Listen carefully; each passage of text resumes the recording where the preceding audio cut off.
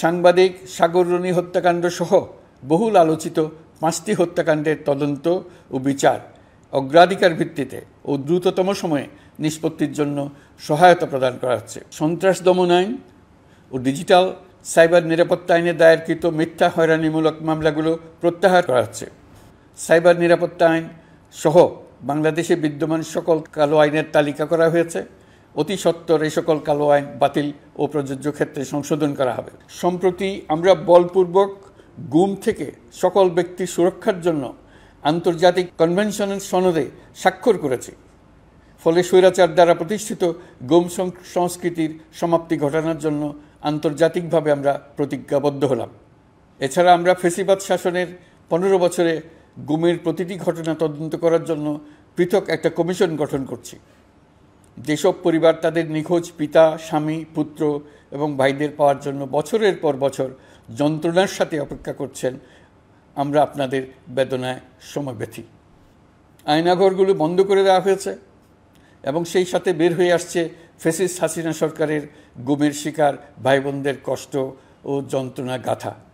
আমাদের তরুণ প্রজন্মের ভবিষ্যৎ যেন উজ্জ্বল হয়, সেটা নিশ্চিত করতে শিক্ষা ব্যবস্থার দিকে আমাদের পূর্ণ নজর রয়েছে। ইতিমধ্যে প্রথম শ্রেণী থেকে দ্বাদশ শ্রেণী পর্যন্ত বর্তমানের ত্রুটিপূর্ণ শিক্ষাক্রম পরিবর্তন করা হয়েছে। বই সংশোধন ও পরিমার্জনের কাজ শেষ পর্যায়ে আছে। এই সংস্কারের কাজ অব্যাহত থাকবে। বিশ্ববিদ্যালয়সমূহের উচ্চ প্রশাসনিক পদগুলো পূরণ করে শিক্ষা কার্যক্রম স্বাভাবিক করার কাজ দ্রুত গতিতে এগিয়ে চলেছে। বেসরকারি শিক্ষা প্রতিষ্ঠানগুলোর পরিচালনা বোর্ডে দখলদারিত্বের রাজনীতি বন্ধ করার ব্যবস্থাও নেওয়া হয়েছে। আপনারা নিশ্চয় লক্ষ্য করেছেন, আমাদের প্রথম মাসে দেশের প্রায় সকল বিশ্ববিদ্যালয়ের উপাচার্য এবং উপাচার্য মহোদয়গণ পদত্যাগ করেছেন। উচ্চশিক্ষার ক্ষেত্রে এটা বিরাট শূন্যতার সৃষ্টি করেছে। প্রথম মাসে আমরা ক্রমাগতভাবে প্রতিটি বিশ্ববিদ্যালয়ে সবার কাছে গ্রহণযোগ্য এমন উপাচার্য এবং উপাচার্য নিয়োগ দেওয়ার কাজ শুরু করেছে।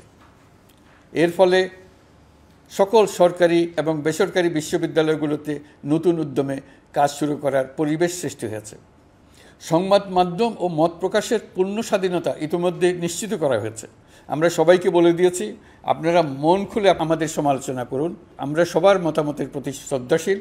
মিডিয়া যাতে কোনো রকম বাধা বিপত্তি ছাড়া নির্বিঘ্নে তাদের কাজ করতে পারে, সেজন্য একটা মিডিয়া কমিশন গঠন করা সরকারের সক্রিয় বিবেচনাধীন। আরও যেসব কমিশন সরকার সহ অন্য সবাইকে জবাবদিহিতার আওতায় আনতে পারে, আমরা তাদের পুনর্গঠন ও সংস্কারের উদ্যোগ নিয়েছি, যাতে তারা আরও শক্তিশালী হয়, জনকল্যাণে কাজ করে।